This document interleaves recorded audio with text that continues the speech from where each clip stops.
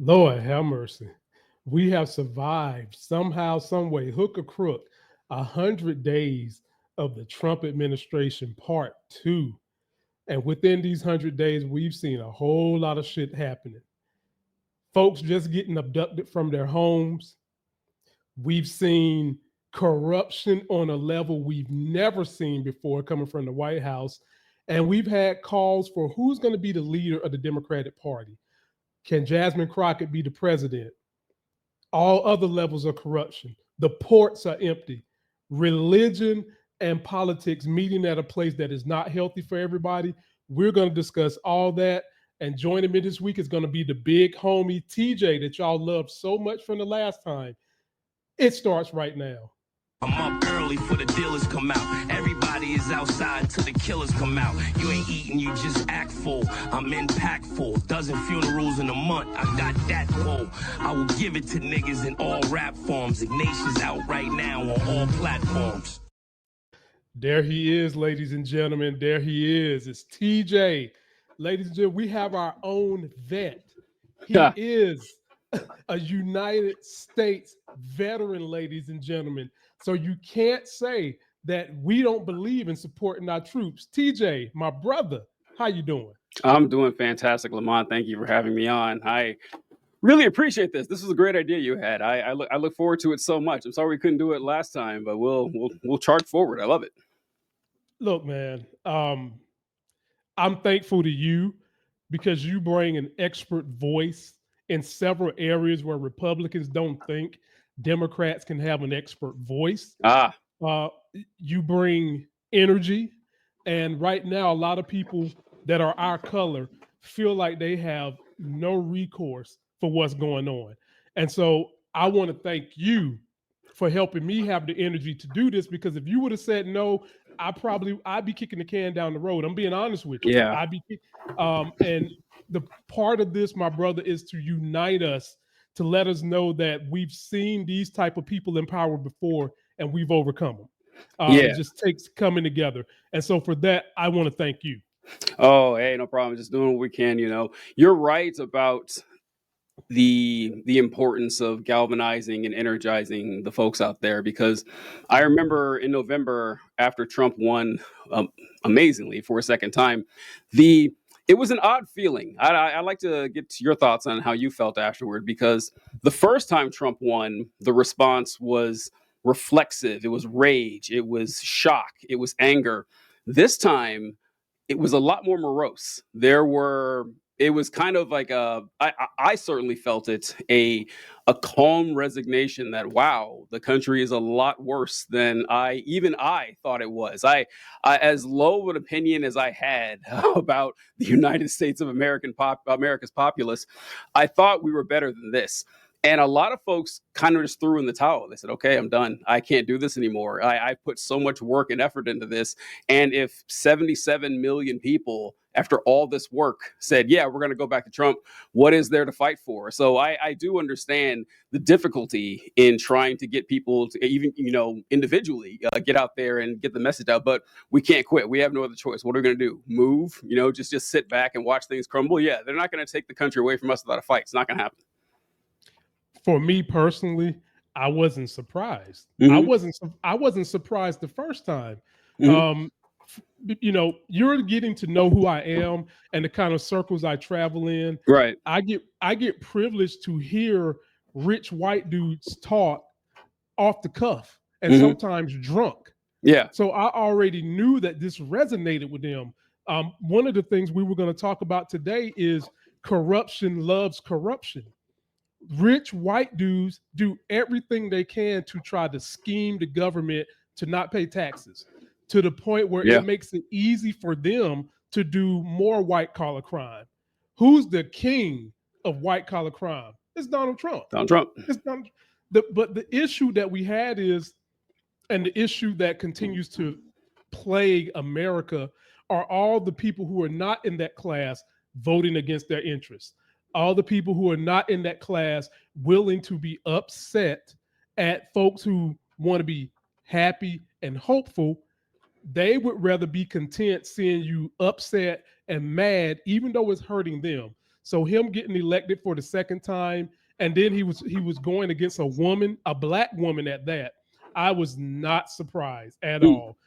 It didn't surprise me. The thing that did surprise me was how quickly the hypocrites who claimed that they was for freedom turned and went to Trump, even though we had the riots. Now, the racism, I knew it.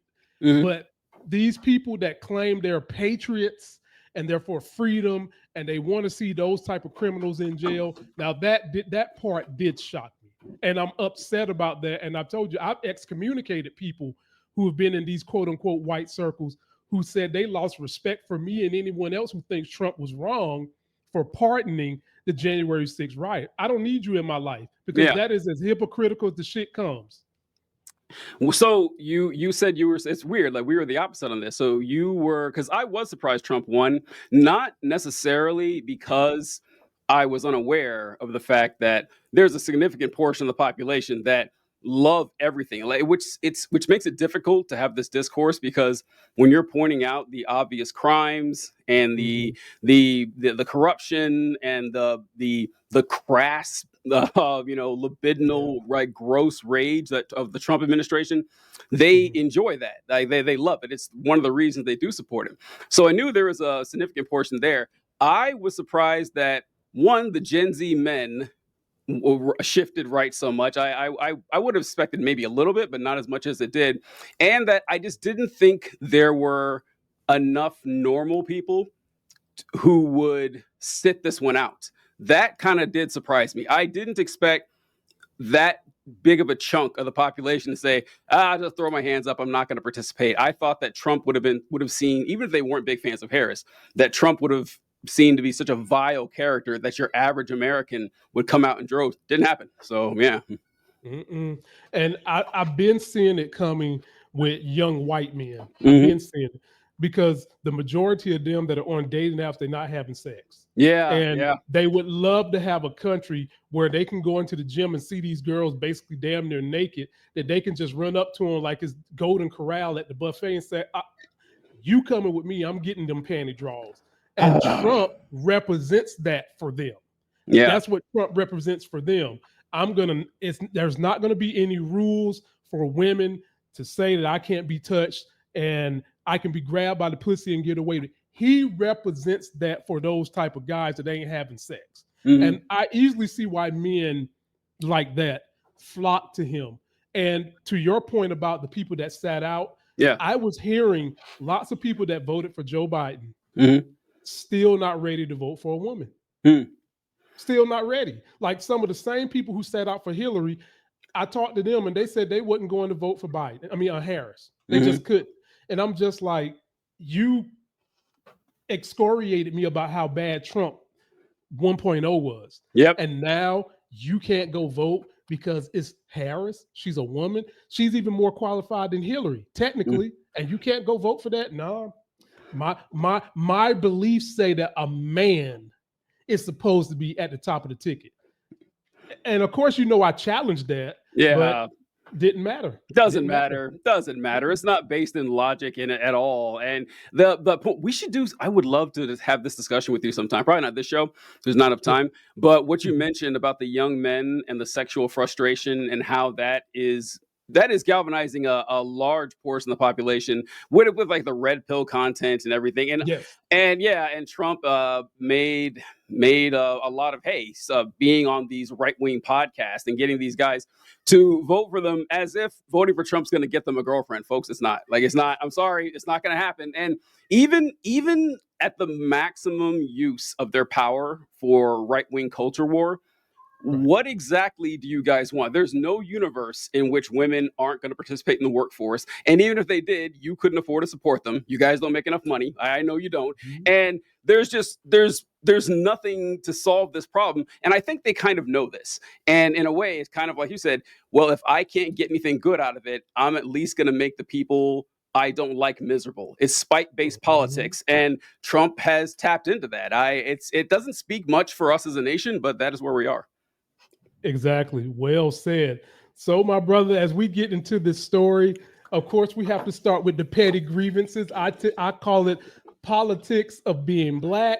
And if you're not African American, we call it the politics of living under MAGA. TJ, what is your petty grievance of the week that you want to extol? Oh, my man got records. Oh yeah, I was so it's all right. So this one, I don't know. Have you seen this video? Does this look familiar at all to you? No, I haven't Okay. seen this one. Fantastic. This is a man, he's the lieutenant governor of the great state of Indiana. His name is Micah Beckwith. And he is about to, I kid you not, defend the honor of the 3/5 compromise. Let's go here. Hey everybody, this is Lieutenant Governor Micah Beckwith. Want to give you an update on a bill, Senate Bill 289, which is called Unlawful Discrimination Bill. Senator Byrne is carrying that bill. It was in the Senate just a few minutes ago. Well, if you were watching or listening to the Senate, if you were trying to fall asleep and we're trying to get some good background noise on, you might have been listening. The Senate on the Democrat side, they got up and they started talking about how this bill embodies something to the effect of the 3/5 compromise. They were bringing that up. They were saying this is a bad bill because it actually just encourages discrimination, just like the 3/5 compromise, going all the way back to the foundations of our nation. I would like to share with you the 3/5 compromise is not a pro-discrimination compromise. It was not a pro-discrimination or a slave-driving compromise that the founders made. It was actually just the opposite. It was a compromise that the North made with the South. At the time, there were basically 13 independent nations. They had not really created a constitution. They were sort of a European Union-esque nation. And they were saying to the pro-slave states, hey, if you want to count your slaves to have representation, more representation in Congress, we're not going to let you do that, because they knew that that would codify things like slavery into our nation. And the North stood up to the South. And they said, we're going to, if you're going to count your property, because the South says, hey, this is our property, but we want to count them in the congressional representation. We want to count them in the census. At the time, there was 30,000 people would equal one member of Congress. And so they said, we're going to count our slaves. We're going to get more members of Congress in the South. The North said, you can't do that. So what they came back to the South and they said, fine, if you want to count your property, your slaves, as whole people, we're going to count our property. We're going to count our tables. We're going to count our chairs. We're going to count all the stuff that we have in our house. And the South said, well, you can't do that. And they said, well, you're doing it with your property. We're doing it with our property. So what they did is they came up with a 3/5 compromise. They said, you will only get 3/5 of a vote when it comes to your slave. And what that did, it actually limited the number of pro-slave representatives in Congress by 40%. This was a great move by the North to make sure that slavery would be eradicated in our nation. They knew what they were doing. But now here you have Senate Democrats in today's American Republic who do not understand that. They think the 3/5 compromise was something that was a scourge on black people. That's not what it was. All right, so I want to pause. There's only like 10 more seconds I want to play here, but I kind of want to discuss this while we have the chance.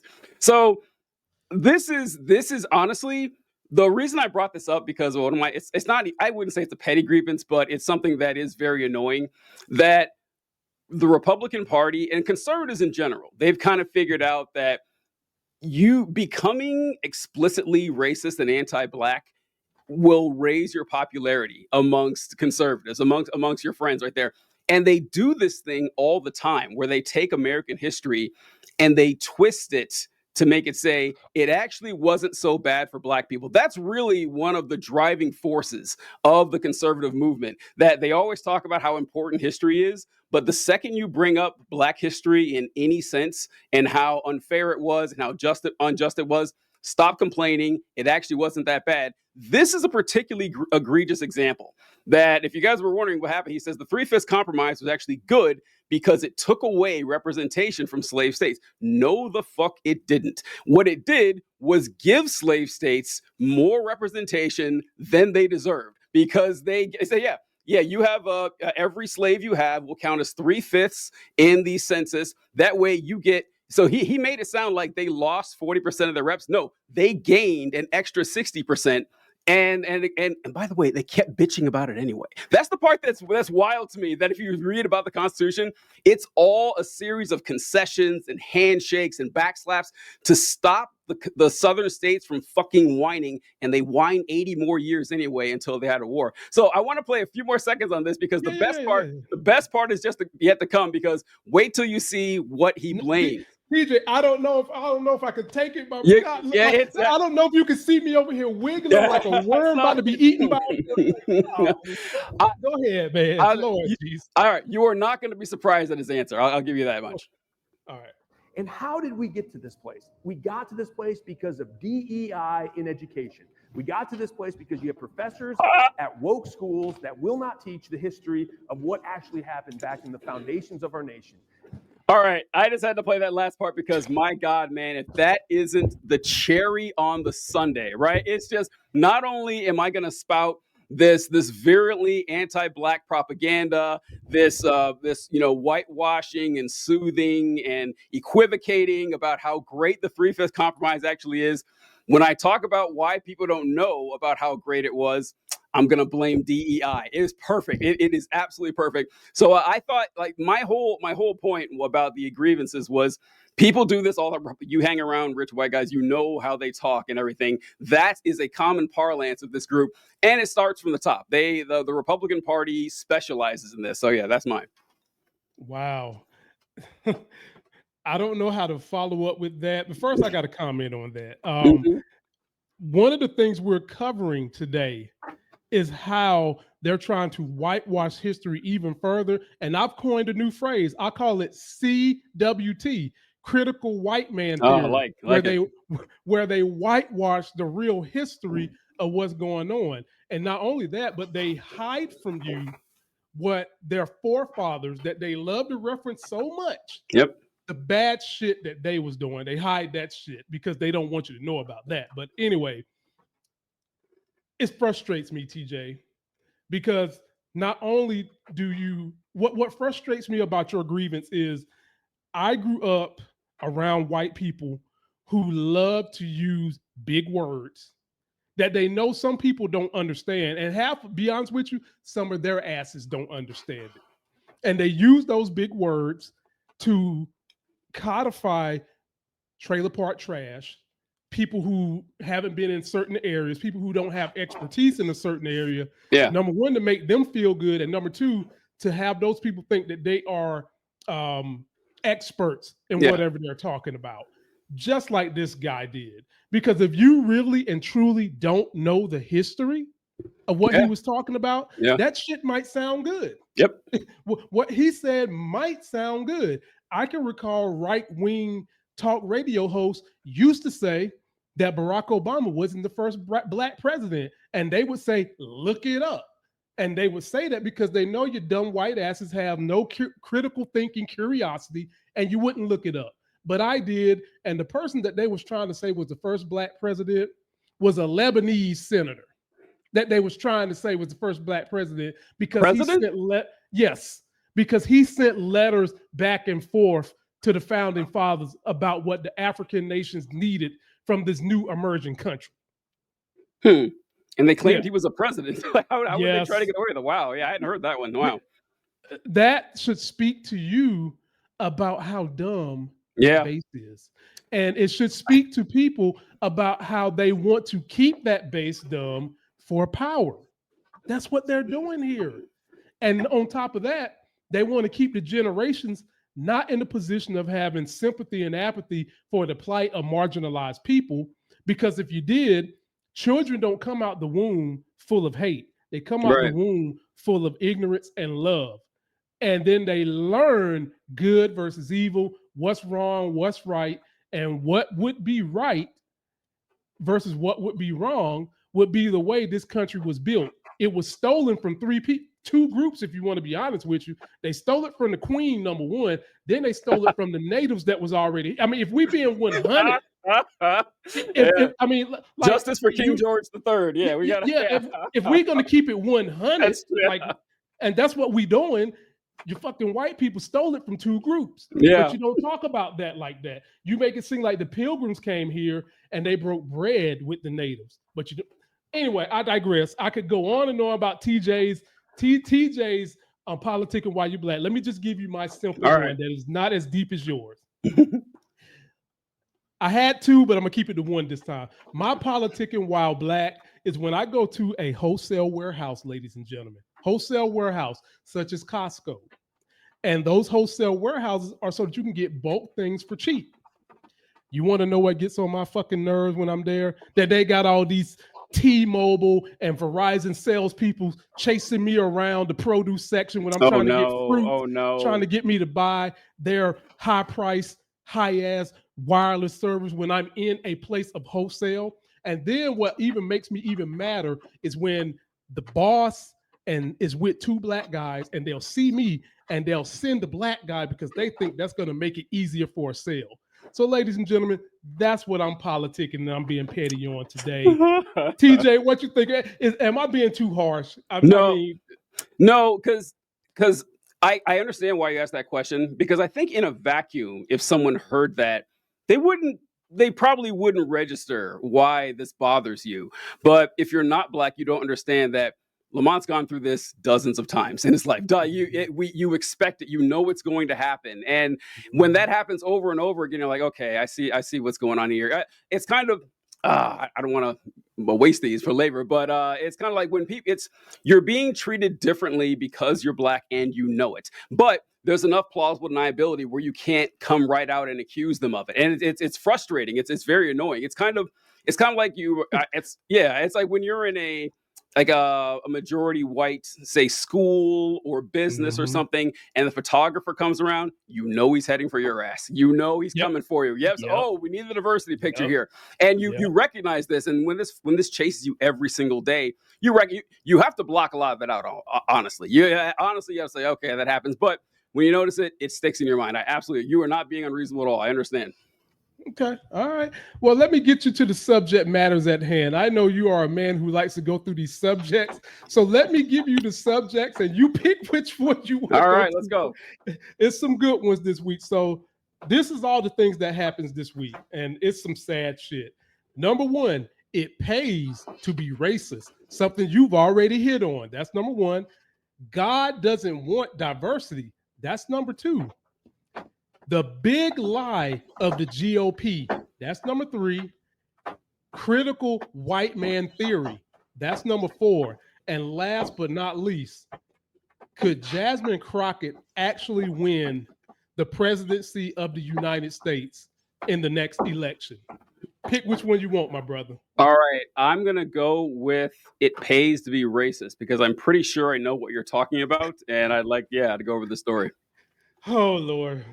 Well, ladies and gentlemen, before I play the clip, there is an Anglo-Saxon woman who looks nasty as hell, trailer park trash as hell, holding a baby that claims a black baby took something out of her baby's bag, and she refers to calling him the N-word, nigger. Over and over again, somebody pulls out the camera, and normally the camera has been the thing to get people to chill out. Well, not under Trump. No, she continues to say it. And then on top of that, ladies and gentlemen, instead of being embarrassed, she got paid. Take a look at this bull jive. You call him a nigger, the child? The fuck you talking Did you call the child the nigger word? None of your fucking business. It is my own business. You call him a nigger? Okay, why don't you have the boss to say it right now again? Fuck you, nigger. Okay. Nigger.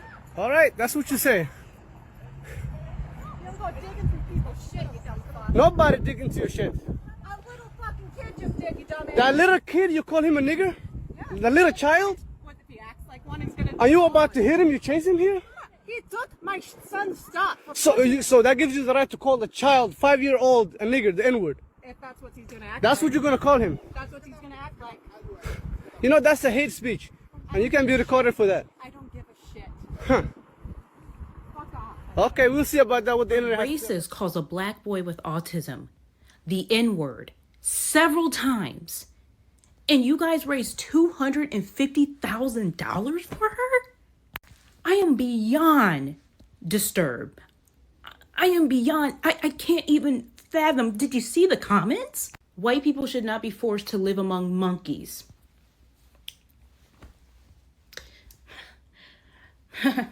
Black fragility is getting pretty tiring. Sometimes to be accurate, you have to use unpleasant speech. White advocacy. I want to say that I'm shocked, but I'm not shocked. I'm angry. I'm angry because are you kidding me? Disregard everything that little black boy and the people around him had to deal with. but let's protect this white woman. Let's protect the racist. Absolutely ridiculous. Y'all ain't doing shit. We busy too. We'll be there before the end of the night. And over the weekend. I can't wait for them to take Shallow money. Her name is Shiloh. I forgot her last name. TJ, I give you first cracks at this because that really did bother me that trailer park trash calls a kid with autism a nigger and stood on business and kept doing it. But I appreciate the person with the camera who stood on business to record her ass and attempt to put her on blast on social media. But that attempt backfired into her making almost $500,000. Floor is yours, TJ. Yeah, I actually never seen the video. I'd seen people talk about it. I had read a few things about it, but I didn't see the entire incident take place. And that part jumped out at me too when he said, well, we'll see what the internet has to say about this. And boy, have we. We've seen exactly what the internet has to say about this, which is that this problem is going to get worse before it gets better. I really hate to say that, but you mentioned that in the era of Trump, like I argued all through Trump's first administration, and I might still say it today. I don't know. It remains to be seen that I still would slot George W. Bush as a worse president than Donald Trump, specifically due to the deaths caused by the war on terror and the irredeemable waste of blood and treasure and the displacement of hundreds of millions of people in the Middle East. Like Trump hasn't reached that level quite yet. But one thing that you definitely can say is that Trump's presence and his just open vitriol has emboldened the worst elements of society. And that women like this, you're right, or in the past, this would have been enough to ruin someone.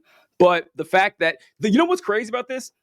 She didn't need the money for anything. That's the crazy part, actually, to me, that there isn't even the pretense of, oh, she's being sued and she needs to raise money to fight these legal fees. And I'm advocating for free speech. And I may not agree with what she said, but she has the right to. No, this is just here, take my money for no reason whatsoever, other than she asked for it, saying people are being mean to me. And enough people are sympathetic to her that she's raised. You said it's almost $500,000. I saw it was like last I saw like 380,000. So yeah, it's up to like 460 or something. Incredible, like incredible. Yeah.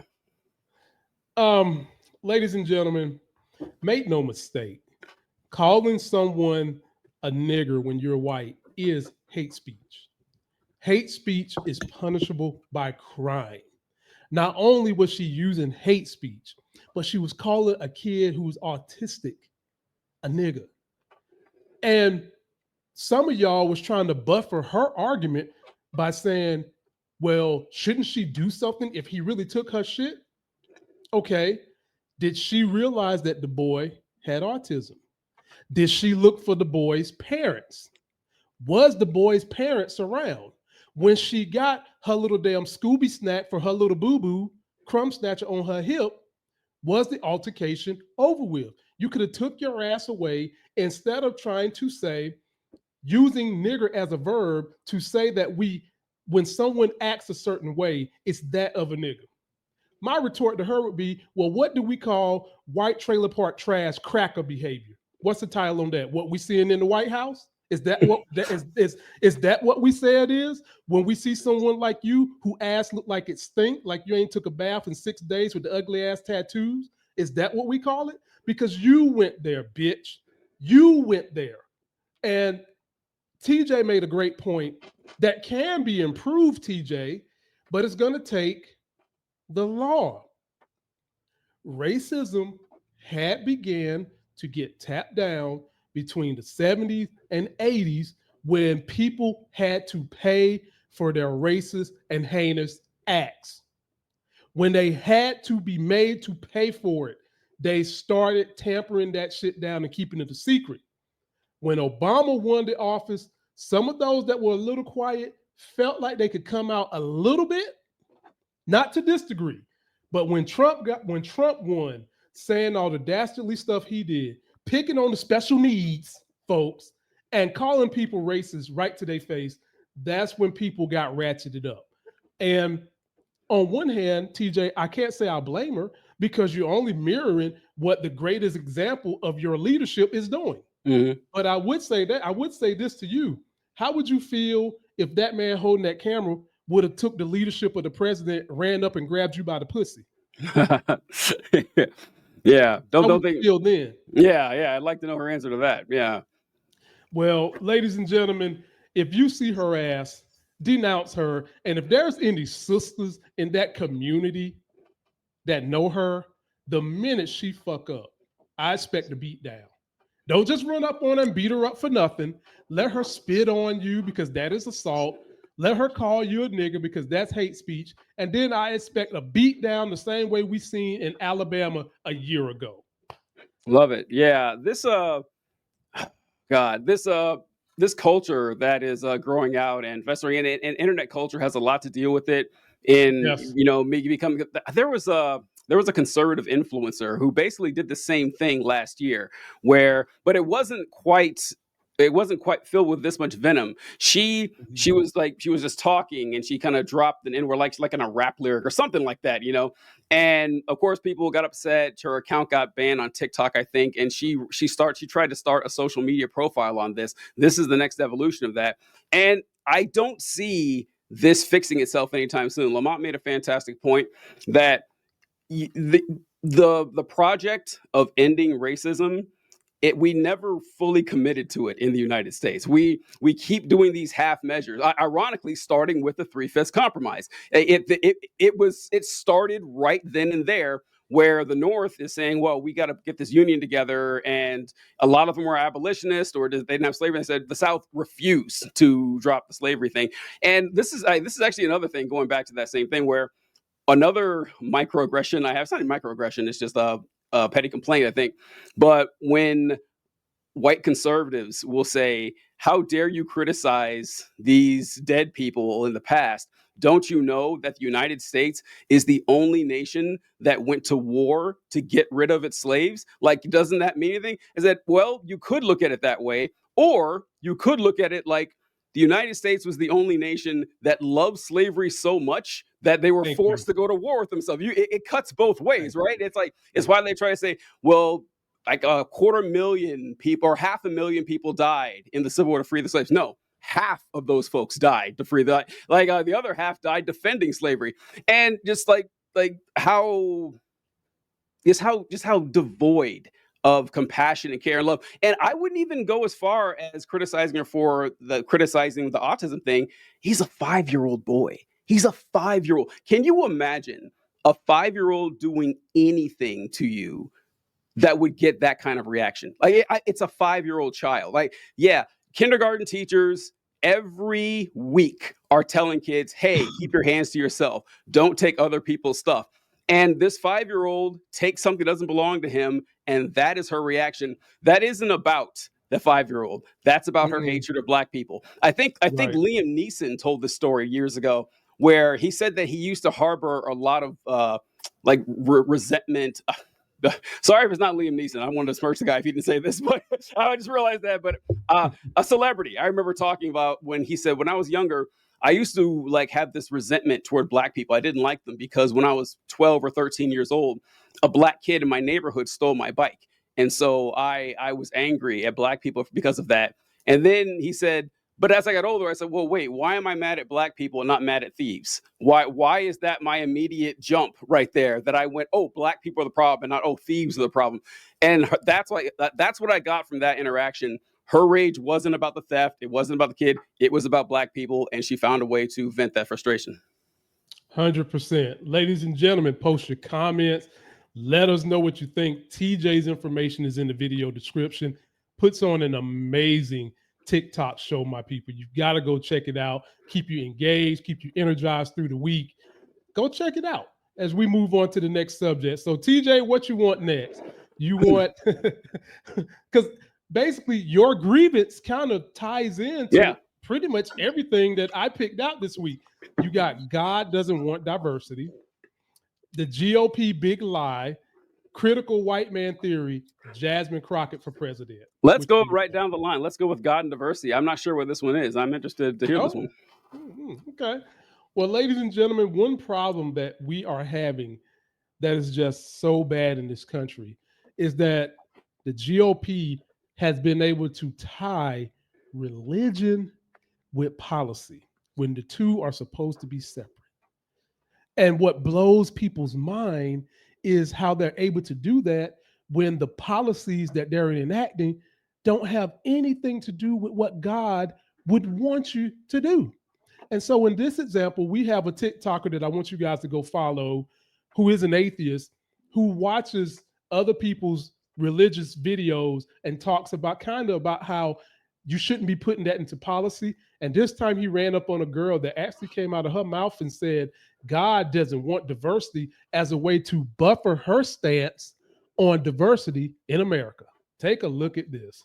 Diversity for the sake of diversity is not a strength that we see outlined in scripture. Like, there is absolute. Wow, a little bit of a self-own there, right? Listen, guys, okay, the Bible doesn't talk about diversity. Listen, it's not something that God requires. Do not get into the game of acquiescing to worldly demands for so-called social justice. The secular worldview that people deserve to be treated with justice among society. Only a heathenistic spawn of Satan would come to such a devious conclusion. Being advancing God's kingdom by equipping students to preach the gospel, to love God and to love their neighbor, and then let them have that problem. You stick to the truth. You stick to what's right. I'm very passionate about that for churches.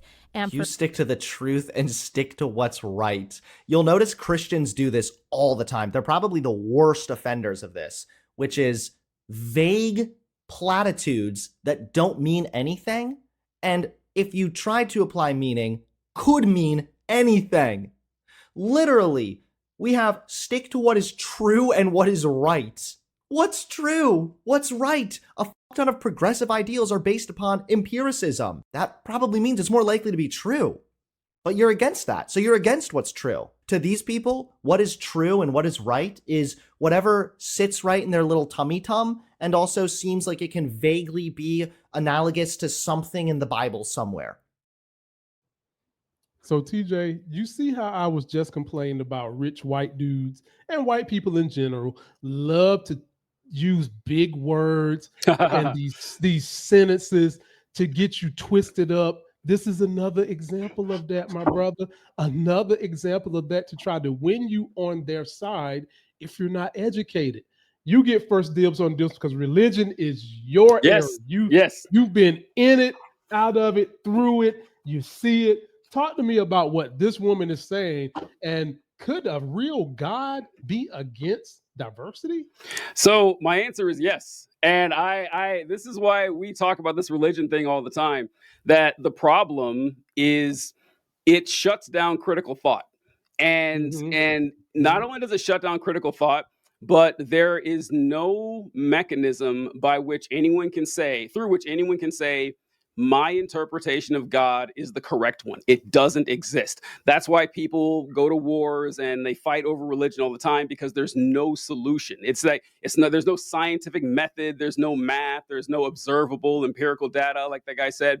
So that's the problem you run across. So if someone comes out and says, God doesn't want diversity, or the God of the Bible does not preach diversity, it doesn't matter if it says it in the Bible or not. It doesn't, because you could just say, well, this verse I interpret as God doesn't want diversity. And if you think of it the other way, you're incorrect and my God is right.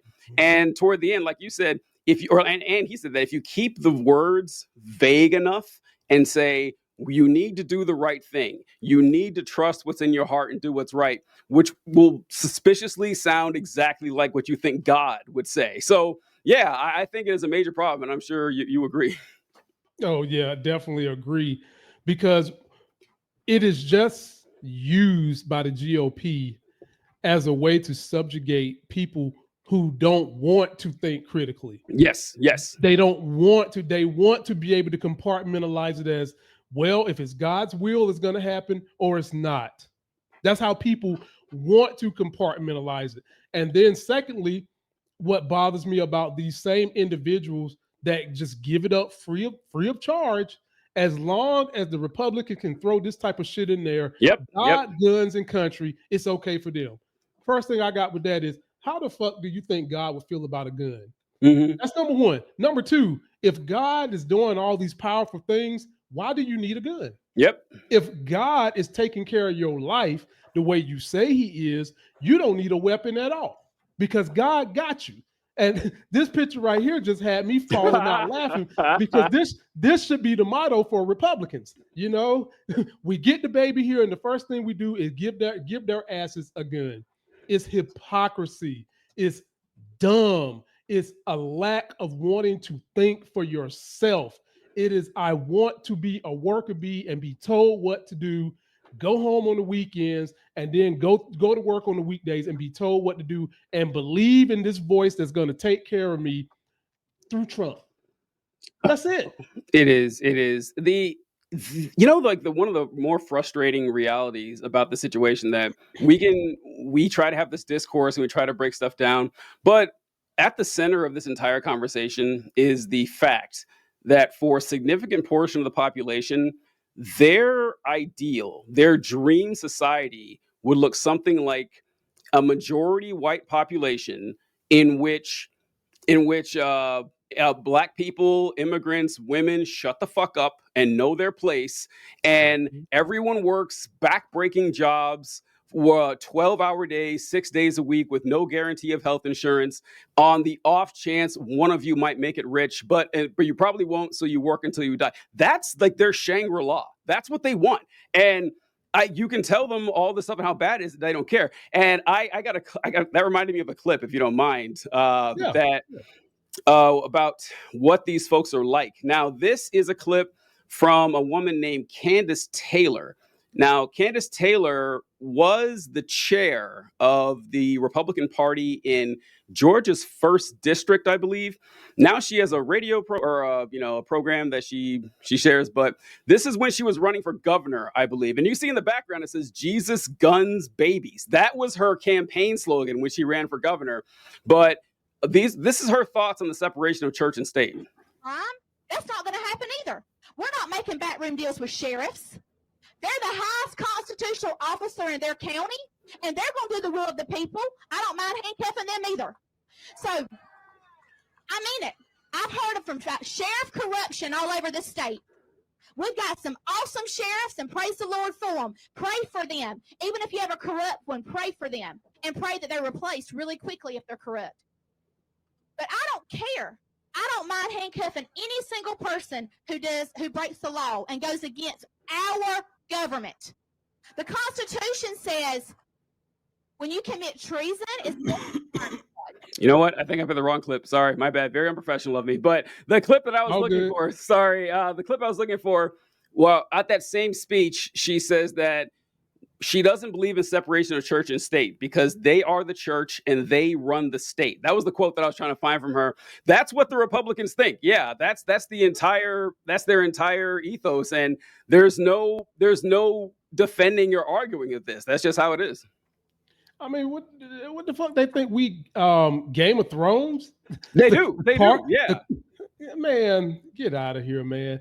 That is why we're in the trouble we're in right now, because these people that push this God religion shit do not believe in it. And if they do, it's very loose base, because when they get in power, they do everything that goes against what God would really and truly want to happen. And it's just ironic to me that you've got clips loaded, and people, me and TJ didn't rehearse what we was going to do today. We come to this just seeing how we're feeling, surprising each other and getting our first reactions. But a lot of what I'm talking about today, ladies and gentlemen, is the eye-opener to what is going on in government. And I'll leave it there with that one. But you guys, please subscribe to TJ on TikTok. You know how to find me. And we'll go on to the next story we've got. TJ, the GOP big lie, critical white man theory, Jasmine Crockett for president. Let's go with Jasmine Crockett for president. I haven't heard this one either. Let's go. Okay. Well, this one's all on me, But okay. I've got a clip of Jasmine talking about what's going on in the last 100 days, and there's been a rallying cry for her to run for president. So let's take a look at her breaking down Trump's last 100 days, and then we'll discuss her and a presidential run. All right, y'all. So it's been 100 days since you know who has been officially sworn into office. And we need to do a quick recap on what he has done. And yeah, it ain't good. While the list is quite extensive, and in fact, I could actually give you more than 100 things that he has done that has been absolutely insane this entire time, we ain't got time for that. So here we go with the top 5 diabolical, disastrous, deplorable, detrimental, dumb decisions by Don. Number 1, mass deportations, including American citizens. Number 2, these ridiculous tariffs. And let me tell y'all, like even the kids know that this is dumb.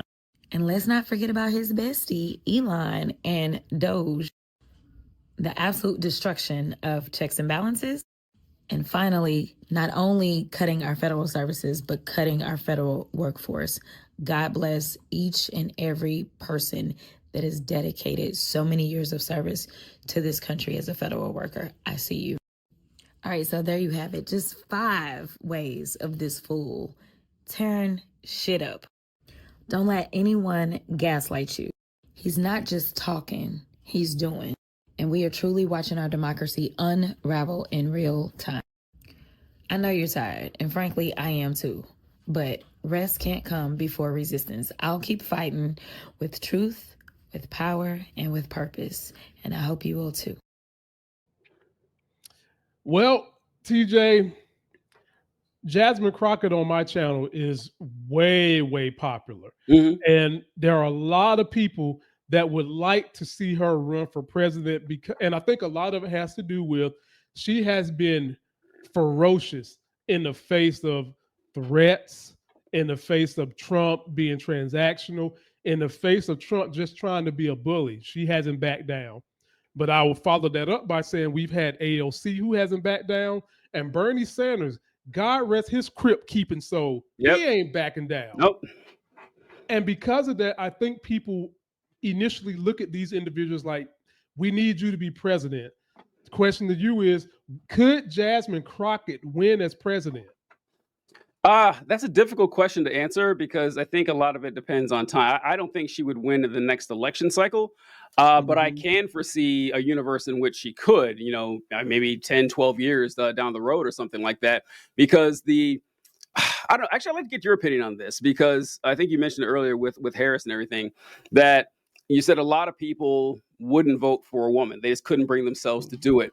And I heard a lot of people mention this as the reason that Harris lost.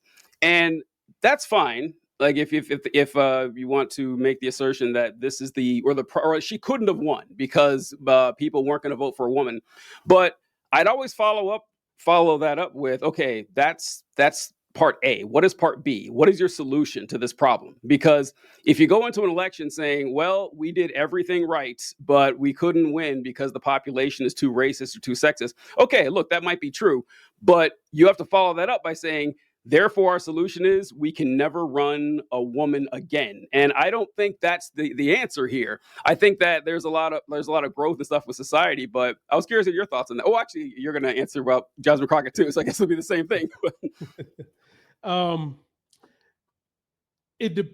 First of all, she is more beloved than Kamala Harris. Well, yeah, far more. Yeah.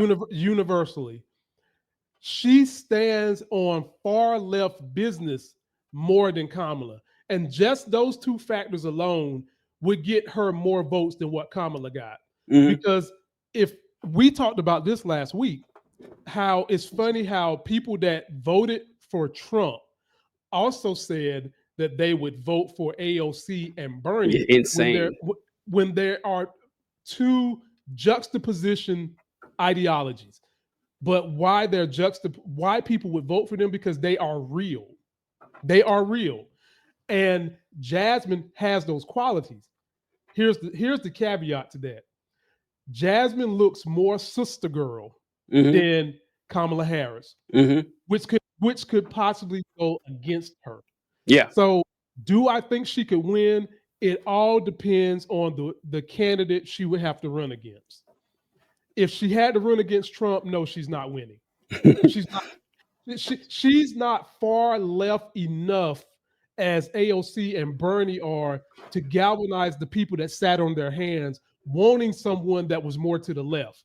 One thing that I know hurt Kamala was this trying to weave in the middle shit, running around with Liz Cheney and Adam Kissinger and trying to unite the middle. That caused a lot of people to sit on their damn hands because they wanted someone to be more to the left. Now, if she runs against someone like maybe Ron DeSantis, I would give her a fighting shot. But having said that, I don't think they can run her in this next election. No chance. Because we can't take the risk. Now, maybe put her on the ticket as vice president. That would help because you could get some of those individuals who sat on their hands that want someone who's a fighter. But as far as being top of the ticket, I don't think that the United States would tolerate that just yet. I just don't think they would. I love her. That's my girl. I love her standing on business. But at the same time, Dems, we got to be honest that it's just not us, the minorities, making votes. It's a group of other people that we've got to come to the voting block and cast their vote. If this thing is real, because a lot of people, TJ, think that Elon Musk and the tech bros did some finagling with different things to make this election go Trump's way. And I always say to people, if that's the conspiracy, you got a lot of people that's sitting on a secret that could ruin Trump and the administration. And that stuff would definitely be coming to light. Oh, so yeah, I feel the same way. I've seen a lot of people. I don't want to take it off course with the Jasmine Crockett thing. Go ahead. But ever since Trump won, I've seen, I would say, an alarming number of people who think that Elon Musk used Starlink to steal the election because of, stuff he said. Like Joe Rogan said, I was sitting with Elon Musk, and he said, Trump's got it won like 2 hours before it was called. Or Trump's said that Elon predicted that he would win Pennsylvania right before he won Pennsylvania.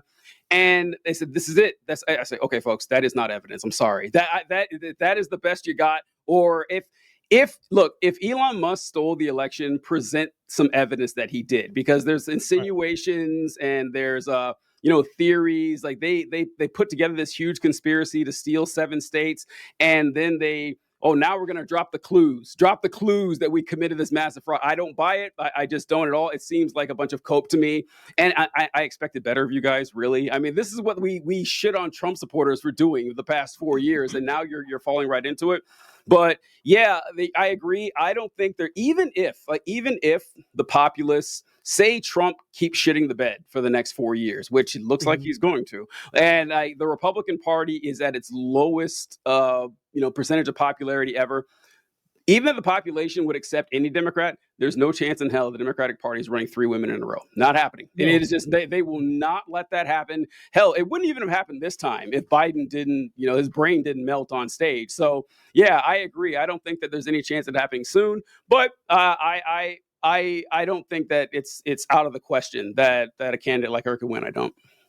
There's only one woman that continuously posed well to beat any man that the Republicans can put up, and her name is Michelle Obama, and she's adamant that she's not running. She hates politics. She is just adamant. She's not coming out. She's not running. No matter how far this country goes into the cliff, no matter how much we need her ass, she says she's not doing it. That's the only woman that posed good enough to seem like they could beat a Trump or a Republican male. Only one. Yeah, that's weird that people keep asking her this. She's been saying this since 2016. No, I have no interest in running for president.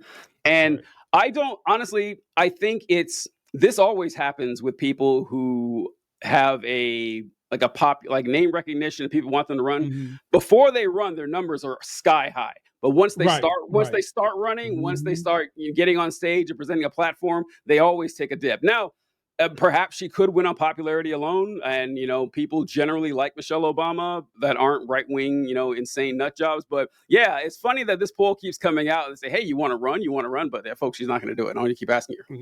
No, she's done, ladies and gentlemen. And if you want to continue to get more from me and TJ, please subscribe. His link is in the description. He puts on an amazing TikTok show. He's got over 200 and something thousand people on TikTok. He's the man over there. Go give this brother Shucks. follow the brother, ladies and gentlemen. I appreciate it, He Lamont. good work. He do great work. All right. Hey, Go ahead, brother. Before you move on, I just thought of something. When you were saying that, I forgot what you said exactly, that people like the fact that Trump is, just rude and incorrigible, and it made them support him and everything. Did you see that clip with Van Jones talking to those 3 black Trump supporters? TJ, it's a YouTube short on my channel, and it's very popular. Yes. That is the. So for those of you who don't know what we're talking, actually, I can pull it up. Hold on. Let me see. Pull it up. Yeah, because Van Jones went and talked to three black people. South Carolina black MAGA, ladies and gentlemen. Here we go. My brother got it. This is so delusional, people. If you just ate, close your mouth, because I don't want to see food flying out.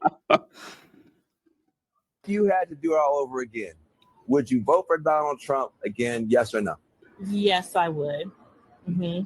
Now, in the future, I am not a diehard Democrat or a diehard Republican. If there were a Democratic candidate who was more aligned for me, then I would vote Democrat. If you go back in time, would you vote for Donald Trump? Yes or no? Yes. I think I might know the answer on this. She said yes. It's immediately yes. No, I'm sorry. If you had to do it all over again, would you vote for Donald Trump? Yes or no? 1,000% absolutely yes. These folks, I don't understand. I like seeing like 3 black Trump supporters sitting around the table. I saw a longer clip. I don't know if it was one you saw where he asked the guy, "Hey, what was it that made you vote for Trump?" And he said, I like that he was an asshole. I like it. I love that. And I may not agree with everything he does, but I love that he's a prick all the time.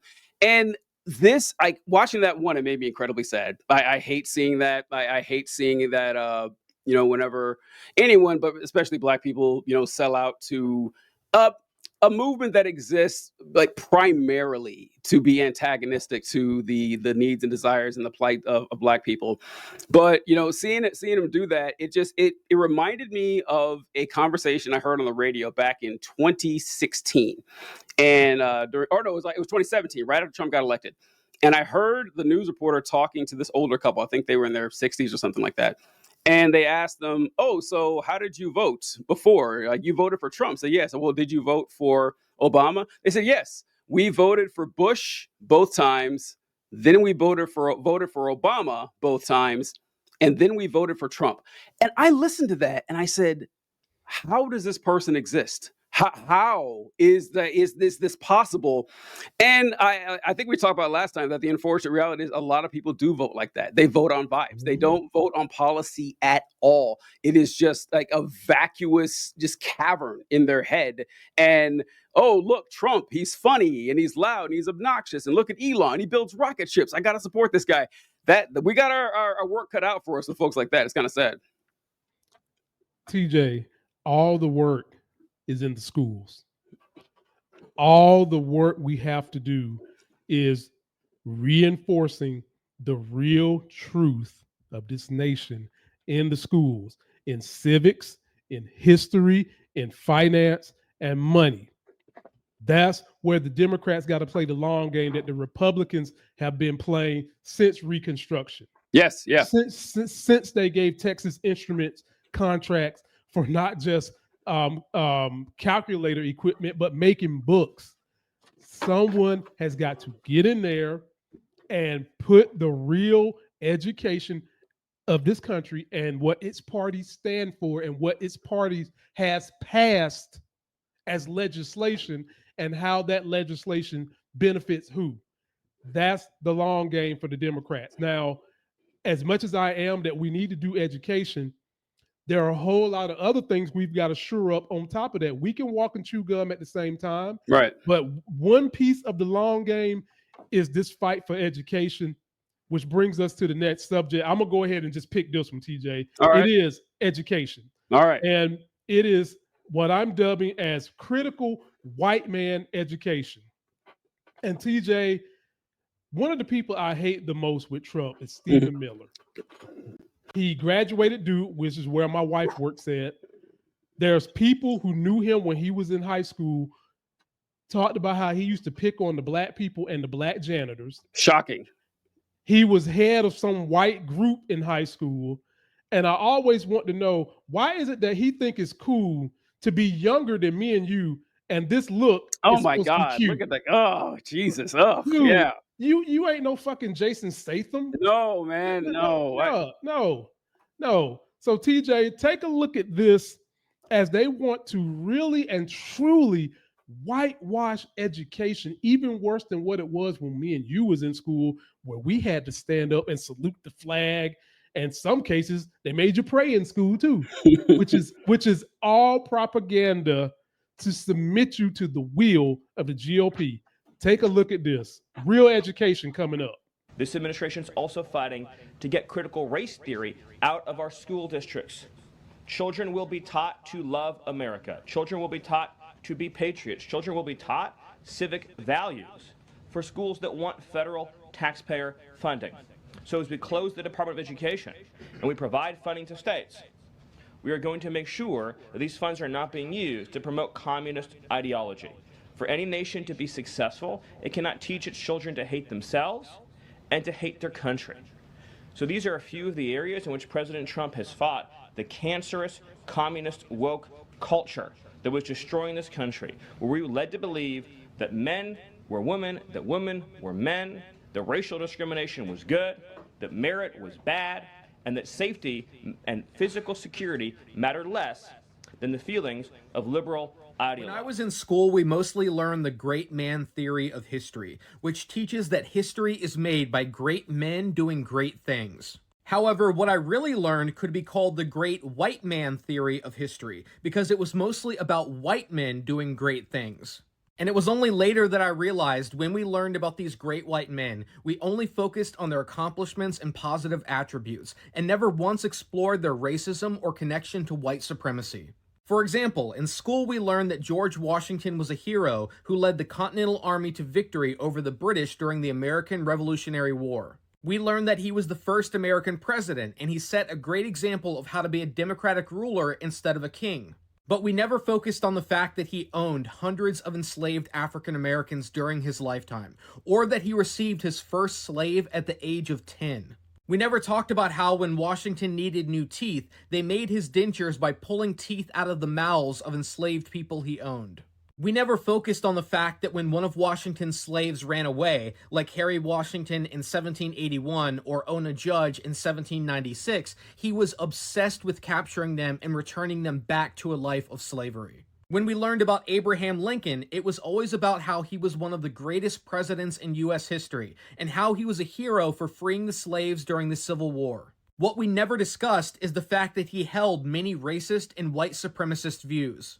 We read the Gettysburg Address, but we didn't read his 1858 debate with Stephen Douglas. In that debate, he said, "I am not, nor ever have been, in favor of bringing about in any way the social and political equality of the white and black races.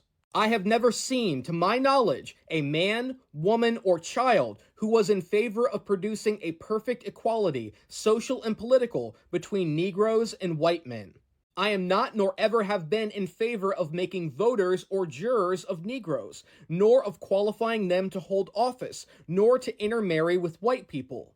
And I will say, in addition to this, that there is a physical difference between the white and black races, which I believe will forever forbid the two races living together on terms of social and political equality. While they do remain together, there must be a position of superior and inferior, and I, as much as any other man, am in favor of having the superior position assigned to the white race." TJ, I knew you would like that one because you are a Abraham Lincoln historian. Well, me too. I knew it. We riffed on this before. Yeah. But basically, they're not teaching the real history of the schools as it is. They are not giving the real history that people need to know right now. And where Stephen Miller wants to take us is going to be even worse. In his little speech, he was trying to make the argument that understanding about slavery is bad, understanding about people having different backgrounds is bad, and that the only way you can really and truly love this country is as you submit to its love. What the hell happened to, as you go through the experience of the country, you fall in love with it? What the hell happens it to you earn the love that you get from a country, not just give it? And having said those things, TJ, I give you the floor first. Yeah, it's really chilling to hear that stuff, because what Stephen Miller was saying was always implicit in American Right. education. It was always implicit, but the fact that they're confident enough to make it explicit is kind of terrifying, because like you mentioned, the saluting the flag and pledging allegiance to the flag of the United States of America. By the way, I do like in the pledge that you pledge allegiance to the flag first and the country second. I always thought that was odd. Like, you think it'd be in the reverse order, but that's not a normal thing in other countries, where children, 6, 7-year-olds, offer oaths of fealty to the state every morning before school starts. That is bizarre shit. If you saw other nations, go ahead. We've seen that during Hitler's time. Yep. That's that's one of the most documented times we've seen fealty pledged to a nation. I'm sorry to break in. Just wanted to throw that in there to buffer your argument. Yeah. It is nightmarish stuff, and it's so commonly practiced and expected that when you bring it up, hey, isn't it weird that we have loyalty oaths said by people in their single digits who don't know what the hell they're talking about? And they said, no, what's wrong with you? This is good. This is patriotic. Because patriotism essentially just means, to these folks at least, that you treat the United States like you're the parent of a shitty kid. Like, let's say, you ever known a parent who has a kid who's a troublemaker, who's acting up, and the kid is not paying attention to school, the kid's a bully, the kid's a petty criminal, and you talk to the parent and say, oh no, not my Jimmy. My Jimmy's great. My Jimmy's fantastic. How dare you criticize my Jimmy? That's how they treat the United States of America. It's like, oh, what? Lincoln said this? Why? No, not George, not Georgie. He wouldn't do something like that. And the fact that they want this more than it already is. I've said this for a long time, that going through the American education system and being taught our history, it essentially guarantees you will be a conservative. Like, it exists to tell you that the United States of America holds a special place, not a unique place, because every country is unique. No, it is special. It is better. It's American supremacy. We deserve everything. When we landed, however we landed in the country, it was it was manifest destiny for that. It was the right thing to do for us to go from sea to shining sea and kicking the ass of anybody in our way. So the fact that he wants to pour it on even more, it's not good enough, because what people get wrong here, this is where the miscommunication happens when it comes to this topic, is that what that guy was saying, what Lamont and I are saying, is teach history as it is. Don't shield people from the truth. And they say, well, you're trying to say that George Washington and Abe Lincoln were evil men and they did nothing commendable. No one said that. Like, that is not what we're saying at all. It's like, nobody is 100% evil or 100% good. That person does not exist. This is why I always fight against this narrative that we worship or we adore or lionize anybody from the past, because once you say that, anybody can come along and correctly point out something bad that they did. No, it is actions, it is beliefs, it is it's thoughts, and it's goals. Those are what we laud. Like I say, if you we can say a lot of bad things about anybody, but this thing they did right here, I respect that. That means a lot to me. Whether he was a good person or not, I don't give a fuck. It doesn't matter. That action is what I'm talking about. But that's not what Stephen Miller wants. That's not what Trump wants. Not what Republicans want.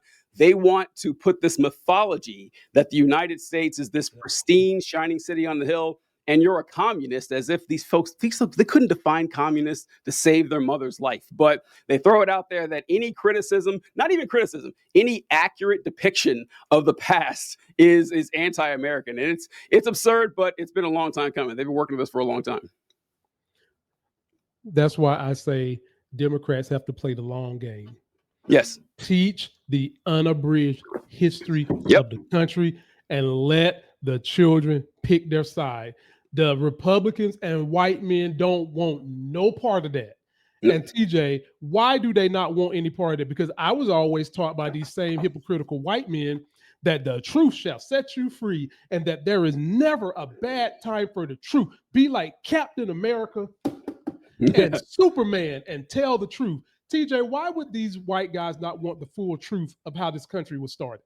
Because it upsets their perceived status or earned status in authority. That if like this kind of it's a similar problem that the founders ran into when they first started the nation, where they weren't respected like European aristocracy. If you lived if you lived in the middle of England and you're a peasant or whatever and you're slaving away and stuff, and the Lord comes along and you're like, well, why do you own all this? So, well, this land has been in my family for 500 years. The king gave it to my ancestor. And I got, all right. I mean, it's bullshit, but I can see why that worked, right? I was like, okay, I got it. That kind of makes sense. George Washington, you've been here 10 minutes. What gives you more power and more authority over anybody else here? You just happen to have all the land. And if this chain continued down through history, so the people who are in positions of this is why conservatives tend to be straight white men. Like that is the biggest demographic, and it always will be, because that position, that group has historically had more power than anyone else. And when you have more power than anyone else, you are in no hurry to upset the system or change it, because there's a great chance you don't benefit from it while other people do. And so the more you make it look like, yes, I've attained this status, this position, this money, this wealth, this power, this influence by the virtues of my own merit. So any questioning about how I got here or how we got here is not just an attack on the past, it's an attack on me. And they don't want that. I think that's why they want to hide the truth. That's the biggest part of it. But the other part is that they know when you put this into the minds of people who are forming their belief systems, the average young person leans toward feeling sorry for someone that has been hurt. Yeah. The average young person believes in doing good versus what seems to be evil. And if young people really knew, as I said earlier, the country was stolen from two people, and you just hit on one point, they stole it from the Queen because the Queen looked at the founding fathers as basically trailer park trash. That's why they came here and decided, oh, we're not giving this shit to the king and the queen. Oh, no. We're going to keep this for ourselves, because they were inferior to the people that already had the establishment going overseas. And they got here and said, we're going to keep this for ourselves, and started in a way that seems equitable for everybody, but it's only equitable for us white guys who are here to start it. And so, Dems, as you make this grand plan, it has got to start with education of history, the financial system as of the last 20 years and how they pilloried that, and thinking critically.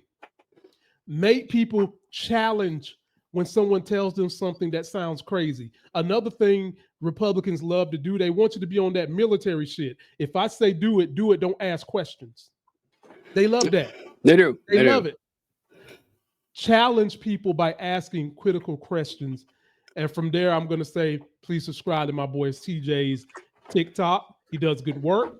And we're going to move on to the last thing that, this one's going to really make me so mad. Because we could go several places when we talk about the big lie of the GOP, TJ. We could. There's several of them. Yeah. But the main one that I'm focusing on, because I've been in these rooms, I've dealt with Anglos, I've dealt with poor Anglos. I've dealt with them. And the one big lie the GOP has been able to sell them since the 70s is that if you vote for them, your taxes are going to get cheaper at some point in time. And ladies and gentlemen, it's not true. The GOP loves to call somebody else a damn socialist when all the rich people that vote for the GOP like to socialize the government for their money, but want you to pay for the bill. And I'll jump right into that after we take a look at this shit right here, the big lie of the GOP. Trump posted another weird lie about tariffs. On Truth Social, he wrote, quote, "When tariffs cut in, many people's income taxes will be substantially reduced, maybe even completely eliminated." Okay, there is so much wrong with that. First, U.S. tariffs are themselves taxes on Americans. They're effectively an extra sales tax paid by you. Second, if Congress tried to replace income taxes with tariffs, as Trump has proposed, lower income Americans would be hurt the most. That's because tariffs and sales taxes are regressive, meaning they take a larger percentage from the incomes of working Americans than from the rich. Let's say you make $15 an hour and you somehow spend only $80 a week on groceries. If Trump's tariffs raise your grocery bill by 10%, that extra $8 costs you more than a half an hour of your labor every week. Meanwhile, someone earning $1 million a year makes more than that in 1 minute. And Elon Musk's wealth grows more than 10 times that much every second. The tariffs cost you more than they cost Elon Musk. But replacing income taxes would require far higher tariffs than Trump's even proposed so far. Tariffs of at least 100% on all imports, according to multiple analyses.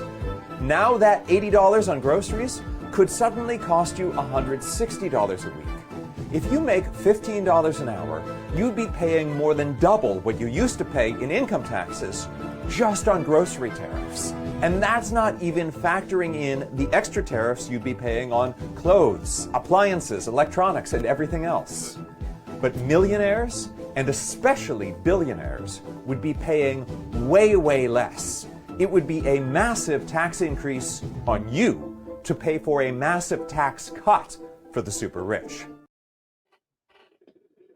I'm going to take this one first, CJ. All right. This one burns me to no end. And this is another example of how people aren't intellectually or critically thinking intelligent. And I'm really talking to those who are not in the 1% or even the 10%, those who are below. You vote for these fucking Republicans who tell you, pull yourself up by the bootstraps. Don't take handouts. Don't do none of that. And we're going to help lower your taxes. They say that, and it's another one of the themes of this video we've done, blanket statements that can mean anything. Yes, they're trying to lower taxes, but they're not trying to lower taxes on the average person. They are trying to lower the taxes on the wealthiest people among us and make your dumbasses pay for it. Your dumbasses, and you eat it up like a spoon and vote for it every single time, and you use taxes that you see coming out of your paycheck as fuel to vote for Republicans, when as your dumbasses were smart enough, you would know that you're supposed to go in there and fix your paycheck so that your withholdings don't cost you a lot of money coming out of the paycheck. But you're not smart enough to understand that. And you just vote for these clowns who suck on the teat of the government while they're telling you not to do it. Elon Musk is one of the biggest welfare queens, socialists, because he's socializing your tax dollars and using it for his own damn gain, but don't want you to do it. The Koch brothers, another one, who go into these communities, get all these damn tax breaks off of your money, and then tell you to vote for them. They're going to lower taxes, but they're not going to lower it for you. And I could go on and on and on about how the small business is the backbone of business in every community, but you guys never get shit from the government because you keep voting for these rich guys that gobble up all of the social capital that you should be getting because you are too silly to vote for Democrats. You're too silly to vote for that. It would hurt. It would break your finger if you voted for what's gonna help you. My message to you people, start researching these bills that the Republicans put out that are not trying to help the average person. Biggest example of this that we're looking at right now is tariffs. Trump told y'all he was going to do this tariff thing. He did. He told you. He told you he was going to do it. And y'all, not being critical thinkers, not wanting to research, didn't believe that you was going to be paying this tax. You thought somehow magically China, Mexico, and Canada and all these other places was going to pay for it. And now you truck drivers, 90% of y'all that voted for Trump, asses is sitting with empty trucks because the port's not coming here because of these tariffs.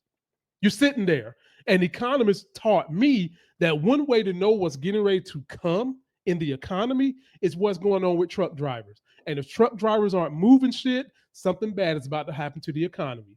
Republicans are going to always try to enrich their rich buddies, find a way to make you, the average person, pay for the taxes to subsidize the money that they want to give to their rich donors and their rich buddies. And you guys keep falling for the banana in the tailpipe every single year instead of trying and voting for people who want to put safety guardrails in place, who want to put a more of a socialized system in place so that all that money that you're paying to socialize the rich, you can socialize your damn self. Floor is yours, TJ. Couldn't agree more with everything you said there, Lamont. And what the frustrating part about this is there are two categories when it comes to conservative Republicans. There are deceivers and there are the deceived. There is no third option. That is it. You can be one or you can be both. A lot of them are both, but there's no chance that you're neither one of them. And and so Lamont talking about the fact that obviously your average Republican is not rich, let alone obscenely rich. That is a very small percentage of them, but they parrot the talking points of the rich every fucking time. I think last episode we mentioned, how many times have you talked to a conservative making $45,000 a year and they're deathly afraid of the estate tax? They say, wow, I'm going to work my whole life and I'm going to leave a few $1,000s in a house to my kids and the government's going to take a big wet bite out of it. No, they're not. But you can't convince them of that. You can't, because they've heard rich Republicans complain about this because it would affect them. They have estates worth $40 million. Yes, the government's going to take a bite out of that. And they should, by the way. Anyway, there are no good arguments against estate tax on wealthy estates. None whatsoever. Because, do you want an aristocracy? Because if you get rid of the estate tax, you're going to create a de facto aristocracy. But this is I was going to say a bad habit. I think it is absolutely accurate. But Republicans have, I can't remember the guy said this, they have a human capital problem. The MAGA movement specifically, in that a lot of the folks there just aren't that bright. They're just not. They're not. A lot of times they'll talk to folks like Lamont and I, and they'll say, well, why are you being so condescending? Why are you talking to us like we're children? Buddy, you don't give me a choice. I have no choice. Listening to you guys talk, you have no idea how anything works. You're profoundly uninterested in figuring out how they work. You don't know anything about science, about economics, about history, basic goddamn math. There's nothing there.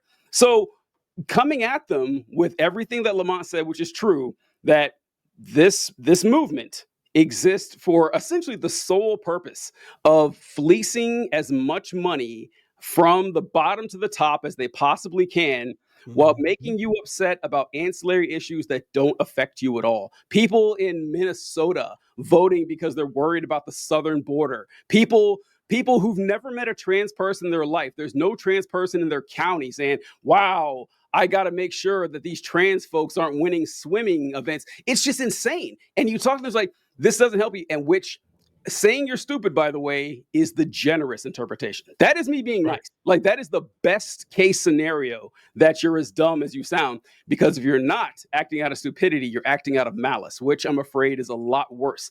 And this is a problem so you guys ever wonder why you look at other developed nations and they have such a strong safety net compared to us?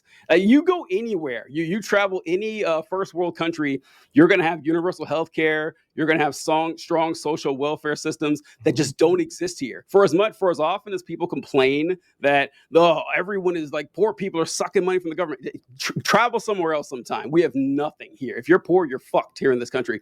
The primary reason we have that, or that we have it this way, and Europe has something different, is because of race relations. That's it. I mean, that's really it. If you look at what the United States looked like in the Gilded Age, which Trump is trying to take us back to, oddly enough, where you had people slowly started figuring out oh, I'm working 6-hour weeks, 6 days a week, 12 hours a day, and in horrible conditions. All of my kids, down to my 7-year-old, are being forced to work in a factory in a mine somewhere. I get no weekend, I get no time off.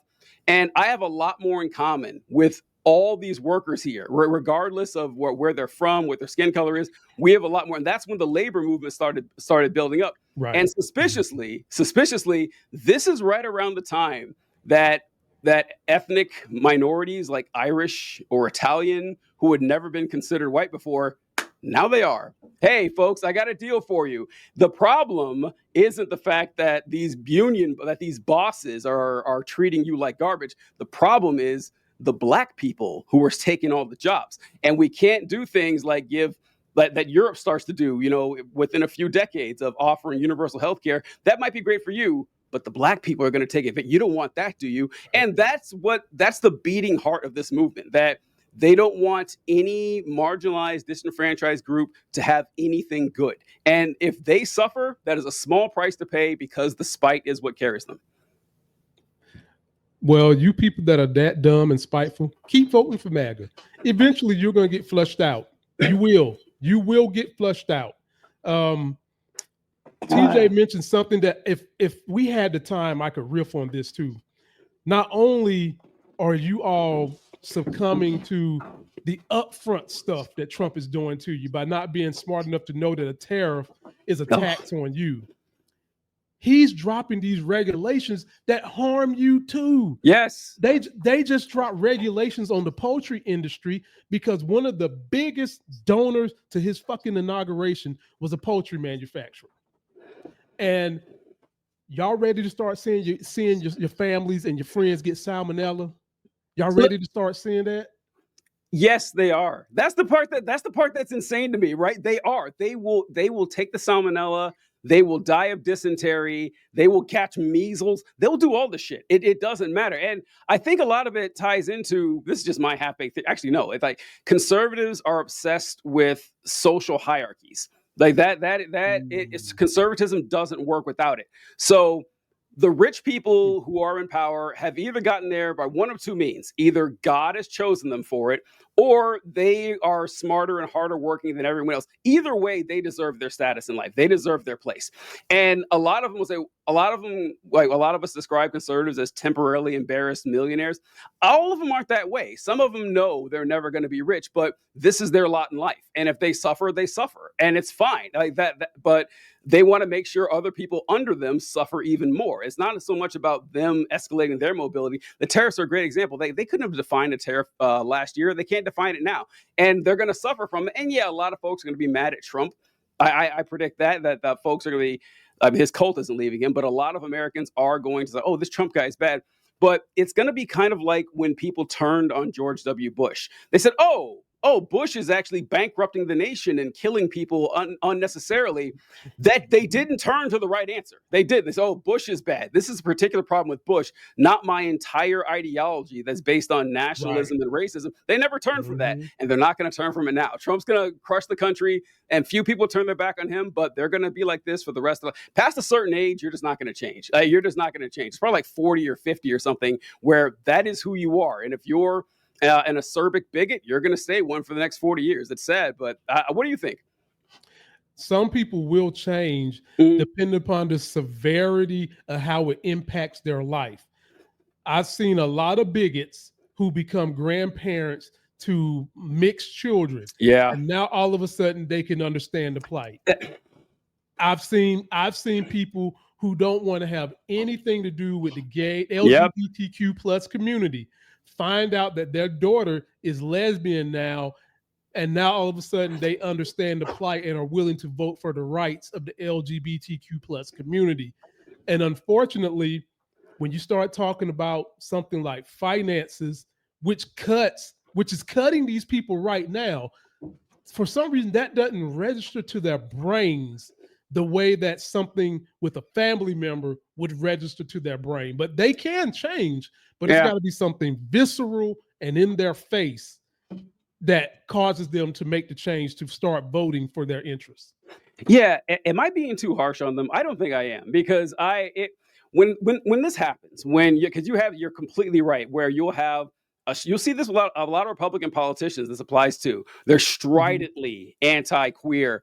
Oh my God, my kid is gay. I like gay people now. Really? That's it. Like this. You didn't logic your way into this at all. It wasn't until something affected you that you decided to change your mind on this, which makes me question your integrity, and your intelligence. I have to do both.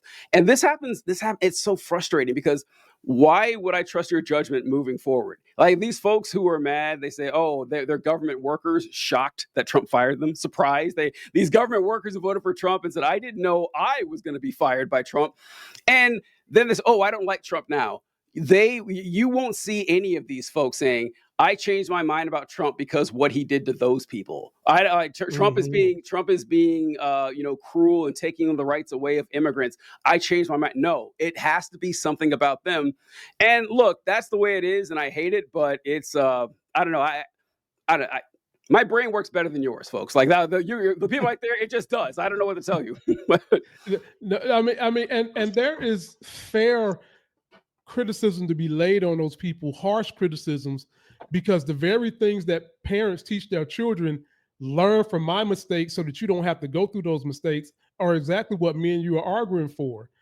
You shouldn't have to feel what another group of people, marginalized people, or anyone for that matter is feeling in order to understand that it's harmful. Yes. You shouldn't. Yeah. You shouldn't. It's right.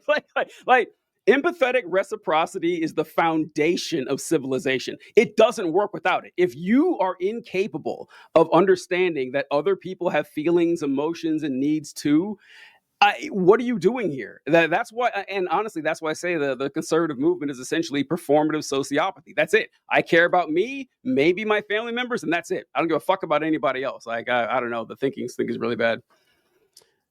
Ladies and gentlemen, before we get out, go ahead, TJ. Oh, you have a hard out? I wanted to talk about something. No, that's not a hard out. I was about to clarify something that we see a lot from right wing pundits. Mm-hmm. I always say this is the type of shit newbies to political talk love to throw in your face. Oh, here we go. It's a few of them. I'll give you two examples of. Number one, they always talk about, well, it was the Republicans that freed the slaves. We covered that last week, TJ, so we're not going to go back to that. We're not going to go back to that. All right. Here's another one that they love to throw in your face. Well, America's not a democracy. Oh my God. Wow.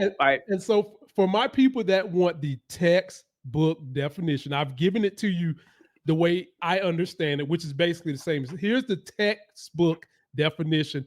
The next time you run across one of these Charlie Kirks that think their asses is so smart that they throw this shit at you, and it just highlights how dumb they are, how they're grasping for straws. America is both a republic and a representative democracy. Republic equals elected leaders, rule of law, and constitutional governance. Representative democracy, ladies and gentlemen, citizens vote for leaders who make decisions on their behalf. That's it. It's both, ladies and gentlemen. Stop letting these people corrupt your mind and trying to get you sideswipe on things that have really no real relevance because they can't challenge you with real facts of which party does the best to feel the feel for everybody. Oh God, it's one of the most lazy and disingenuous arguments out there. Not only because it's inaccurate and creating a distinction where none really exists, but it's not honest because when they bring this up, they only bring it up one time or maybe two. They bring it up either in the Senate, but usually for the presidential election against the Electoral College. That is when they bring it up. And what they say is, listen, we are a republic, so it's okay that the Electoral College is a confusing, undemocratic mess because, we aren't an actual democracy because a democracy is mob rule. And what they are saying is that they're trying to paint a picture that doesn't exist, in which a pure democracy, which I don't think has ever even existed. Like a pure democracy has never existed. Never in human history. Never. Yes. And even kingdoms wasn't pure. It's never. Yeah. Like Never. like the earliest forms of democracy would have been like ancient Athens or whatever. And they had Republican governance too. Because listen, it is not possible to run a society where you vote on every decision. Impossible. No, people have to work. They got shit to do. You be voting all day. So to counteract that problem, let's choose someone to vote in our place. It makes sense, of course. So when they say it's not a democracy, all right, we know that. And by the way, this is what gets me the most about it, is they say that we can't elect the president through a democratic election because that'd be unfair, although every other election works that way. No one says that the election for governor is unfair because we don't have electoral colleges within the states. It's a pure... Or Senate, or House. Every other election, right? Literally every other one. So, are we not a republic because those aren't electoral college votes? And also, let's say we got rid of the electoral college. Let's say we got rid of it, and we should, but let's say we got rid of it and elected. Yes, and we elected the president through democratic means. I got news for you. We would still be a democratic republic. We would still be one. If the president wasn't elected and the president was appointed, we'd still be a democratic republic. Like this, there's no way to say that this isn't the case. And they always do this fucking shit. And they always argue against democracy itself because they hate democracy. Thank you. They hate it. They will accurately. This is the one thing they say that's correct, is that the founders didn't like democracy. That's true. They're correct. The founders didn't like democracy. I don't give a shit. I don't give a fuck. I don't care if the founders didn't like democracy. The founders didn't want. They at the time, voting was reserved for not just white men, but landed white men that had wealth enough to buy land. Those are the only people who could vote. They could never dream of the fact that every American citizen over 18 could vote. That blow their minds. Yeah, but I don't care. Like I don't care that's what the founders' intent is irrelevant to me. Is this a good idea or not? But that's what they revert to all the time. It is. Sorry, but that is one of my. Oh God damn, is that annoying? Yeah. Oh my God, man! It's so that's stupid. What I was, bro.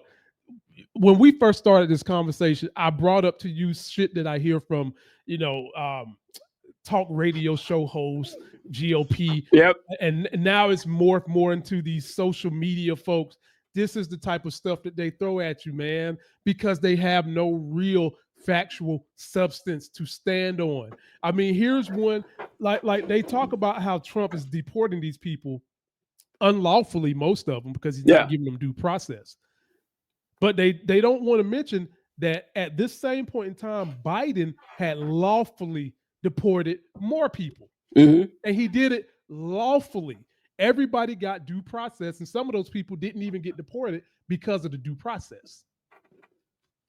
Put that in your pipe, Republicans, and smoke it. What you got for us, TJ? I saw you had a stack of stuff over there. Oh boy. Okay, so I wanted to end a little. I want to say it's lighthearted, but it's not, because it's going to raise your blood pressure, but it raised mine. Oh God. All right, so it's not political, but it does fall into the realm of education. And I thought of this when you had brought this up, that we have a severe lack of critical thinking in this country, and it is. If we don't get this shit under control, it's going to collapse. Like, this society cannot work with people who can't think. It's not going to happen. Did you happen to see any clips from Mark Lamont Hill talking on Joe Budden's podcast? Well, about I heard it was a heated debate, him debating like flat earthers or something like that. Yeah. So, oh boy. Okay. Oh, this boy. is, man. Lord. Oh God. Oh, all right. So Lord. This is Mark Lamont Hill, and he's talking with a few people, Ish and some other guy in there on Joe Budden's podcast. But here, let's go at it. So you don't believe like the people who left the earth and looked down at it? Oh, hell no. Hell no, we don't believe that. Why we always get the same picture? It's the same thing. I'm sorry. For thousands of years, we've determined that the earth is a sphere. You got it, bro. Okay. I'm not saying it's not. So why would you be open? That's like, but you're not saying it is. Exactly. Hey, look, you said for thousands. You believe in gravity. Like if I jump up in it, it's going to come down, right? Mm-hmm. If I came in and said I'm open to the fact that gravity doesn't exist, that would be like a strange thing, right? Because we have evidence of it. What's the evidence that the Earth could be anything? Let me answer that for you. This is your question. Prior to that, we quote unquote knew for a fact the Earth was flat, right? Until it was disproven. Yes or no? It's a little different. What's the difference? If I say, I think there's nobody in that other room. Based on my knowledge, there's nobody in that other room. That's the best knowledge I have. And then I walk in there and see somebody in the other room. And then you're still here saying, well, I don't believe you went in the other room. So that's why I asked. That's all. You may not have went. It's possible you could have told me that you went in the other room. What if I sent you pictures? You see what I'm saying? Like, we have so much evidence of the Earth being round. Okay, that is a small segment of that exchange in which Mark Lamont Hill has to rehash 7th grade science with these guys, and they're getting offended, they're getting mad, they're getting insulted that he's talking down to him. But how could you not? How could you not? And I saw this, and I have a postulation here. I have an idea that I want to get your opinion on. I am calling for an intervention on all barbershops. All barbershops. we need to stop this shit dead in its fucking tracks, man. I am gonna run for a platform where every goddamn barbershop in the nation is gonna have a state, county, local high school appointed representative to squash this conspiracy bullshit right away. Because I've had this happen to me. In fact, I'll find a clip and say, I've had this happen to me.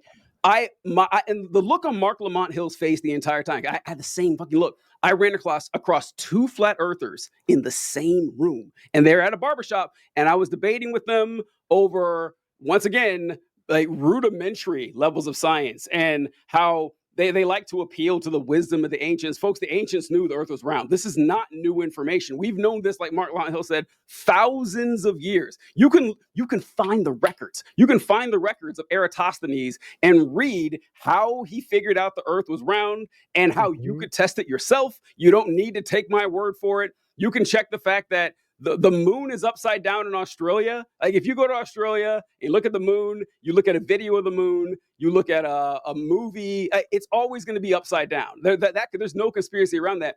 But the fact that we have like so many people who are not just non-intellectual, anti-intellectual, where everyone thinks that their opinions are equally valid. That's the problem. They say, oh, well, I think this, and you say something else. You may have all the facts on your side, but I have my truth, and that's what matters. The fucking arrogance and the dismissive nature, the dismissive way people try to dance around obvious reality.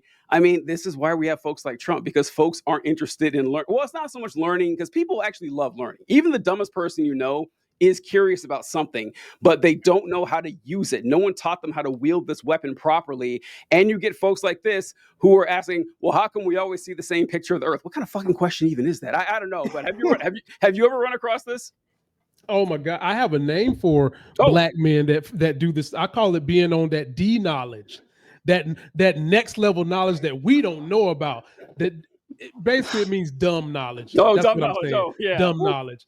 Because you meet these black dudes that think that their brain is clicking on such a level that we ain't reached yet, when you're really just dumb as fuck. I'll give you some examples of people who do this. Cam Newton, he's a D knowledge type of guy. Yeah. He thinks he's expanding on shit. Any black man that voted for Trump, and I guarantee you, them fuckers that we just seen, 100%, 100%. And we have these kind of conversations in my barbershop, and my barber is like a hood, smart, curious, scientific believer. Like he's hood, but he watches the Animal Channel. He watches the NASA Channel. He thinks really with critical thought and curiosity. He's not on this alternative facts that Kellyanne Conway coined, where it's like your interpretation of something that's not a fact. We now have to have a discussion about it, because for you it's a fact when it's really not. And that's the whole problem with the country. We're now at a position where the Republicans get to set the narrative on stupid shit that was never discussed because it was always known to be fake. Yes. And that's another issue that I was going to say for the next time we discuss, that the Democrats have got to control. You have got to stop letting the Republicans set the narrative for issues that aren't issues, because we have to respect the opinion of shit that we know is false because these dumbasses believe it. No, go back to shaming their dumbasses. Yes. Go back to telling them to get a fucking education. Go back to telling them they need to know that 1 + 1 = 2. Go back to telling them that when Trump gets regulation off banks, what happens is you're going to be paying more in fees to the bank. And that's not smart. It's not bright. First of all, your vote wasn't bright, but it's not bright for that party to continue, for our party, Democratic Party anyway, to continue to let these people corrupt conversations with shit that is not fact. And we actually have to have a conversation about it. It's Yes, I cannot agree more. One of the most poisonous axioms that is just pervasive in society is the idea that you have to respect people's opinions. No, the fuck you don't. Right? You don't have to respect anyone's opinion on anything. Opinions do not deserve respect. People deserve respect. All right. You Right. can respect an individual as a human being. Of course, we all deserve respect as human beings, but your thoughts and your ideas and your opinions, your beliefs, those have to earn my respect. Okay. And I have no problem telling folks that. I know, listen, I respect you as a person. I don't respect that belief. And like calling people out look, be rude if you have to. I don't care, because like this smiley faced, ingratiating manner in which we just, oh, well, you think the earth is flat? That's fine. No, it's not. What are you talking about? Evolution is an unproven theory. And what are we doing here? And one thing you said, Lamont, about how, these folks like to pretend they're smart. It's very obvious, like when you're actually smart, it's very obvious to tell who is smart and who's pretending to be smart. Because people who are pretending to be smart, you mentioned it earlier in the episode, where people will use big words to try to make themselves sound intelligent. And the funny thing is, you can use a lot of big words and let people know you're intelligent. But as long as you use them properly and within context that people can figure it out, then it's fine. Right. That's how smart Right. people actually talk, right? Right. Right. So, Mhm. like, for example, if I have a crowd in front of me and I use like a large, let's say I say obsequious, and they may not know what obsequious means. But if I say, oh, I remember this time I was in 11th grade and I got home late, and I knew my mom would be mad, so I made sure that I was really kind and obsequious and doing everything she wanted. They can figure out through context what that means. That is how intelligent people speak. Unintelligent people throw in a big word in a clunky and truncated manner. But one more thing I want to add. One of my favorite things to do, this actually happened at a different barbershop when I'm debating conservatives and stuff like this, is when you debate conservatives, once again, they're not that bright, but they will recognize that you are. And so they say to me, hey, look, man, we may have our disagreements, but you're clearly intelligent. You know what you're talking about. I think you're a smart guy. I love it when they say that, because I never say it back. I never say it back. I never, ever say it back. They're like, oh, man, we disagree, but you're a really smart guy. I'm like, thanks. And I just leave it there. Just leave it there. It is. I fucking love it, man. And it happens all the time. They always walk right into that trap. I recommend you guys do the same. You got to be smart to do it. But when it happens, keep that in your holster. It's great. God, see, ladies, if you want this kind of intelligent mayhem on a day-to-day basis, you have got to go in my video description box and subscribe to this man's TikTok. I expect some of all my 365,000 subscribers to go check this brother out, because he will keep you engaged and entertained all at the same damn time. And his name is not that of Sierra's baby daddy, but he can do things at the same damn time. Nice. Ladies and gentlemen, be sure to subscribe to our channel. Come back and check me out. I'm gonna read one super chat because somebody remembered. DeMarcus Vaughn hit me with a $10 super chat. Hey. Happy early birthday. Hey, brother, I appreciate you, man. I'm surprised you even remembered, but I am very grateful, and I appreciate you sticking through all my content. Every time I've transitioned to something that's more important, you've been there for me, and I'm very grateful. And having said that, ladies and gentlemen, till that next Sexy as Hell video with me and TJ, we'll see you. Later, guys. Man, let me tell you.